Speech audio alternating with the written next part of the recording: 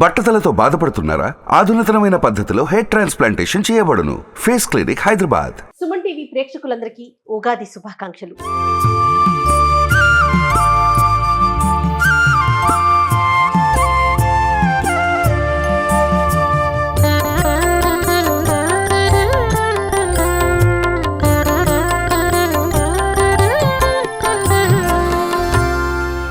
ఈ సంవత్సరం మనందరికీ చాలా సంతోషంగా, ఆనందంగా, ఆరోగ్యంగా ఉండాలని కోరుకుందాం. అయితే మరి రమగారికి వెల్కమ్ చెప్పేద్దాం. నమస్తే రమగారు, ఉగాది శుభాకాంక్షలు అండి. నమస్తే జయ, ఉగాది శుభాకాంక్షలు. Thank you. సుమన్ టీవీ ప్రేక్షకులందరికీ శోభకృన్నామ సంవత్సర ఉగాది శుభాకాంక్షలు. కొత్త సంవత్సరం, కొత్త కిచెన్తో మనం కొత్త కొత్త వంటలు మాకు అలానే ప్రేక్షకులందరికీ కూడా మీరు తెలియచేయాలి. అవి నేర్చుకుని మేము కూడా చేయాలని నేను కోరుకుంటాను. రమగారు, కొత్త కిచెన్ చాలా బాగుంది. బాగుందా? కలర్ఫుల్ గా అనిపిస్తుందా? కలర్ఫుల్ గా బ్రహ్మాండంగా ఉంది. కొత్త కిచెన్ లో ఉగాది మొదటి రోజున చేసుకునే ఉగాది పచ్చడితో, పండగ రోజున చేసుకునే పచ్చడితోటి స్టార్ట్ చేయటం ఇంకా కొంచెం శోభాయమానంగా కనపడుతుంది. ఇలాగే ప్రతిరోజు కొత్త కొత్త వంటకాలతో, పాత కొత్త మేళవింపుతోటి ముందుకెళ్ళాలి. తప్పకుండా రమగారు. ఆరోగ్యమే ఆనందం కదా. ఆరోగ్యమే మహాభాగ్యం. ఓకే, ఉగాది పచ్చడి చేసుకుందాం. తప్పకుండా అండి. వేపపూత సంపాదించండి. ఈ సంవత్సరం కొంచెం వేపపూత కాస్త తక్కువగా ఉందని అంటున్నారు. దానికి తోడు ఈ 2-3 రోజుల నుంచి పడిన వానలతోటి ఇంకా కొంచెం తక్కువగానే ఉండుంటుంది. ఇక్కడ మనకి తెలంగాణలో వర్షాలు పడినాయి, మిగతా ప్రదేశాల్లో అయితే బాగానే ఉండుండొచ్చేమో బహుశా. ఆంధ్ర ప్రాంతంలో కూడా పడ్డాయి. చాలా తక్కువ రమగారు. రైట్. ఉగాదికి వేపపూత చాలా ముఖ్యమైనది. మనం పండుగకి దాంతో పాటుగా కొంచెం ఏదైనా వేప చెట్లు ఉంటే వాటి కింద ఒక దుప్పటి కానీ ఒక చాప కానీ పరిస్తే పూత రాలుతుంది కదా, ఆ రాలిన పూతని కలెక్ట్ చేసి పక్కన పెట్టుకోండి. సంవత్సరం అంతా ప్రతి నెల ఒకసారి అంత వేయించుకుని తింటే చాలా మంచిది ఆరోగ్యానికి. తప్పకుండా. అయితే ఏం చేద్దాం, ఉగాది పచ్చడి చేసుకోవాలి కదా మనం. వేపూత నేను కొంచెం ఒలిచి పెట్టుకున్నాను జయ. ఓకే అండి. ఓకే, చక్కగా పువ్వు వరసలుగా అంటే రుచి వరసగా చేద్దాము. కాదు రమ్మగారు, కాయలు ఏంది పెట్టారు కదా, పువ్వు అంతా పువ్వే ఒలిచి పెట్టుకున్నాను నేను. ఇలా ఒలిచి పెట్టుకుంటే ఏంటంటే ఒకవేళ ఇది చేతి నోటి కిందకి వచ్చినా పంట కిందకి చిన్న చేదు తెలుస్తుంది, కానీ కాయలు ఉంటే ఉండే అతి చేదు ఉండదు, చేదు ఉంటుంది. ఓకే, మొదట 2 పదార్థాలు. వేపూత ఇప్పుడు మనం వేసుకునే దాన్ని బట్టి, ఇప్పుడు నేను పెద్ద ఇంత గిన్నె పెట్టాను కాబట్టి కొంచెం ఎక్కువ వేయచ్చు. ఏంటి ఈ సైజులో పెట్టారు గిన్నె? మరి ఇప్పుడు మన ఆఫీస్లో అందరికీ తలా ఒక స్పూన్ అయినా ప్రసాదం ఇవ్వాలి కదా, ఖచ్చితంగా. మరి తప్పదు కాబట్టి మొదటది చేదు మొదట వేయద్దండి, అలవాటు చేసుకోండి. తీపి. ఓకే, బెల్లం. బెల్లం శాస్త్రానికి కొంచెమే చేస్తే ఆ మాత్రం బెల్లం, ఇంత వేపూత అన్ని కొంచెం కొంచెం మనం కొంచెం గిన్నె చేసుకుంటాం కదా, అందుకని బెల్లము చేదు ముందు తీపితో మొదలు, తర్వాత చేదు. ఈ పువ్వు వేసేసేయండి. తర్వాత ఏం చేద్దామంటే ఉప్పు మాత్రం, ఉప్పు పట్టింది. ఉప్పు, కారం, చాకివనా మిరియాలు వేసుకుంటారు జయ కొన్ని ప్రాంతాల్లో. అవునండి, అలవాటుని బట్టి. పచ్చికారం వేసుకునే అలవాటు కూడా కొన్ని చోట్ల కనపడుతుంది. కారపొడి అంటే నేను ఏమనుకుంటానంటే కారపొడి నీటిలో వేస్తే గొట్టొస్తుందని, ఎందుకని ముందు నుంచి మాకు మిర్చి ఇది పచ్చిమిర్చి వేసుకునే అలవాటే. చిన్న ముక్కలు చెయ్యము, కొంచెం పెద్ద పెద్ద ముక్కలు చేస్తాం. ఇది నీటిలో నానేసరికి పిసుకుతాం గట్టిగా, కారం వచ్చేస్తుంది, సరిపోతుంది మనకి. ఒకవేళ పిల్లలుండి మనం తీసేదలుచుకుంటే దీన్ని తీసి పక్కన పెట్టుకోవచ్చు. మేమైతే కారం వేస్తాం రమ్మగారు, మన అలవాటు అంతే. ఇంకొకాయ కూడా వేద్దాము. ఈ ముక్కలు తీసేసేయచ్చు అనమాట. ఒక పెద్దది ఇట్లా చీలికగా చేసి వేసినా కూడా బాగానే ఉంటుంది. ఓకే, ఉప్పు కారం వేసాం కదా, ఇప్పుడు వేయాల్సింది పులుపు వగరు వేసుకోవాలి. ఓకే, నువ్వేమో చింతపండు పులుసు తీసి పెట్టు, నేను మామిడికాయ చెక్కు తీసి ముక్కలు కట్ చేస్తాను. తప్పకుండా. చిన్న పిందెలు ఇప్పుడు రావట్లేదు జయ, పెద్దవైపోతున్నాయి మన చెట్ల కాయలన్నీ కూడా. చెట్టు నుంచి కోయించినా కూడా కొంచెం పెద్దగానే ఉంది కదా కాయ. అవును, చిన్న పిందెలు వేసుకుంటే బాగుంటుంది. మామిడికాయ తాలూకు పులుపు రాకూడదు, వగరే ఉండాలి. చిన్నకాయ సంపాదించండి జయ. మనం ప్రతి సంవత్సరము పెద్ద పెద్ద కాయలే తరుగుతున్నాం. అవునండి, మనకేమో పెద్ద కాయలు అందుబాటులో ఉంటున్నాయి. మామిడి పిందెలే వేస్తారు. అవును, షడ్రుచుల కలయిక కదా ఉగాది పచ్చడి అంటే. అదే మరి ఇప్పుడు 6వ రుచి నీ చేతిలో ఒకటి, నా చేతిలో ఒకటి. అవును, 5, 6 మన దగ్గర ఉన్నాయి. ఇందులో వేసేజేయ రసం పోసేనా? చిక్కగా ఉందా?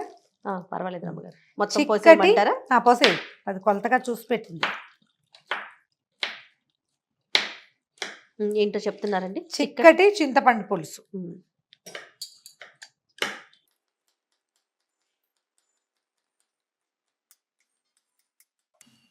లేతగానే ఉంది కదా రమ్మగారు?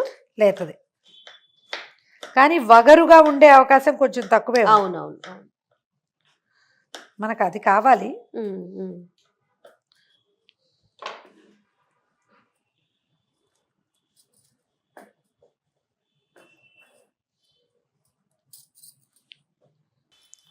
ఒకసారి మొత్తం కలిపేసి ఇది ఇప్పుడు చూడు, ఇది తీర్థానికి తీర్థం, ప్రసాదానికి ప్రసాదంగా ఉంది. అవును. ఒక్కొక్క ప్రాంతాల వారీగా ఇందులో పళ్ళ ముక్కలు వేసుకుంటారు, జామ పళ్ళ ముక్కలు, దానిమ్మ గింజలు, తర్వాత ఏమో పుట్నాల పప్పు వేసే పద్ధతులు కూడా కొంచెం కనిపిస్తుంది, వాళ్ళ అలవాటు.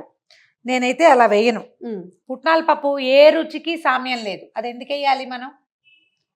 ఇంకా అలవాటు అండి, అలవాటు ప్రాంతాల వారీగా వేసుకుంటారు. అందుకని మనం ఏం చేద్దామంటే దీనికి బైండింగ్ కోసం ఒక 4-5 అరటిపళ్ళు వేయండి, రుచి బాగుంటుంది. మనం తీపేలాగా వేసుకున్నాం కదా బెల్లం, దాంతోపాటు ప్లస్ అన్నమాట అరటిపళ్ళు. వేసేనా? వేసి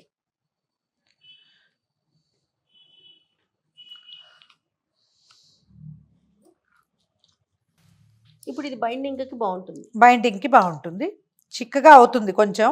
అవును, మనం చేతిలో పెట్టినా రన్నింగ్గా పరిగెత్తుకుని వెళ్ళిపోకుండా ఉంటుంది. ఒక 5-6 అరటిపళ్ళు వేసేస్తాను నేను. వేసి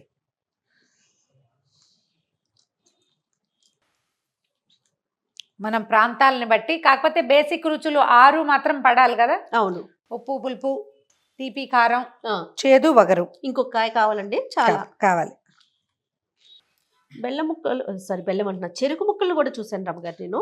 చెరుకు ముక్కలు కూడా వేసుకుంటారు తీపి కోసమే. కాకపోతే చెరుకు ముక్క వేస్తే ఏం చేస్తాం జయ, ఇప్పుడు ఇది ప్రసాదం కదా, అవును, చేతిలో పెడితే మనం నవిలి ఉమ్మేయాల్సి వస్తుంది. అవును, వేసుకుంటారు, వాళ్ళ పద్ధతి. అవును అవును. అయిపోయింది మన ఉగాది పచ్చడి, రెడీ అయిపోయింది, తయారైపోయింది. సింపులే. ఇది ఏం చేస్తామంటే దేవుడికి నైవేద్యం పెట్టే అలవాటు కొన్ని ప్రాంతాల్లో ఉంటుంది, కొన్ని ప్రాంతాల్లో ఉండదు. మన పచ్చడిని మొట్టమొదట పొద్దున్నే లేచి తల స్నానాలు చేశాక ఉగాది పచ్చడి చేసేసుకుని దేవుడి దగ్గర ఒక దీపం పెట్టి మొదట ఇది నైవేద్యం పెట్టి అందరికీ ఈ పచ్చడి ఇచ్చాక అప్పుడు మనం మిగిలిన నైవేద్యాలన్నీ వండుకుంటాం. పాయసం, పులిహోర ఏం చేసుకుంటామో స్వీట్లు గీట్లు చేసుకుంటాం. ఇది మొదట దేవుడి దగ్గర పెడితే ఈ షడ్రుచుల సమ్మేళనంగానే మన జీవితం ఈ సంవత్సరం అంతా కొనసాగాలని కోరుకుని మనస్ఫూర్తిగా ఒక నమస్కారం చేసుకోవటం.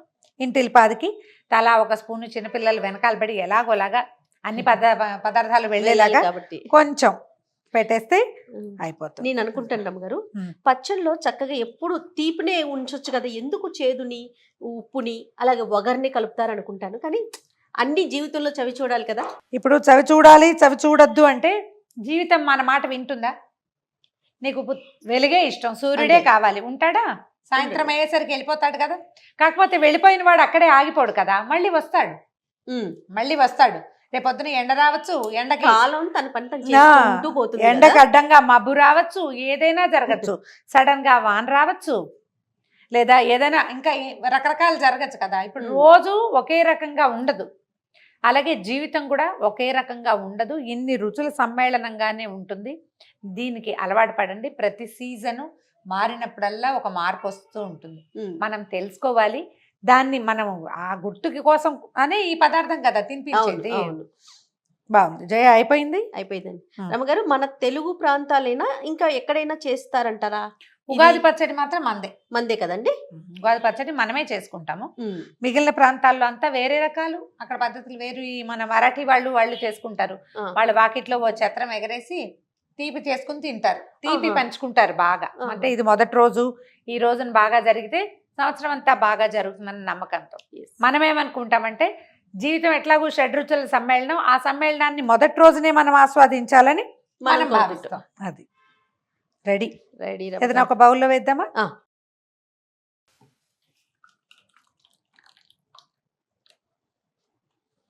ఓకే, ఇదిగోండి మన ఉగాది పచ్చడి తయారుగా ఉంది. దీన్ని చేద్దాం, దేవుడి దగ్గర పెట్టేద్దాం అంతే. ఓకే. ఇంకా తర్వాత మనం పెట్టుకునే నైవేద్యాలు కానీ అవన్నీ చేసుకుంటాం. అంతే కదా రమ్మగారు? అంతే. మనం మొదటైతే ఏం చేయదలుచుకుంటే అది చేయటము, తర్వాత సంగతి తర్వాత. మధ్యాహ్న భోజనం సంగతి మళ్ళీ ఆలోచిద్దాం. ఉదయకాలంలో చేయవలసిన ఉగాది పచ్చడి తయారుగా ఉంది. మేము ఈ పద్ధతుల ప్రకారం చేసుకోండి. ఒకవేళ అది అలవాటు లేని వాళ్ళు ఈ ఇలా ట్రై పద్ధతిలో చేయొచ్చు. చేసుకోవచ్చు. మనకు కావాల్సిందల్లా షడ్రుచుల సమ్మేళనం మాత్రమే. అది మన పందాలు ఎలాగైనా చేసుకోవచ్చు. ఇంకొకసారి ఉగాది శుభాకాంక్షలు రమ్మగారు. సుమన్ టీవీ ప్రేక్షకులందరికీ ఉగాది శుభాకాంక్షలు. సుమన్ టీవీలో మీ పర్సనల్ అండ్ బిజినెస్ ప్రమోషన్స్ కోసం కింది నెంబర్కి కాంటాక్ట్ చేయండి.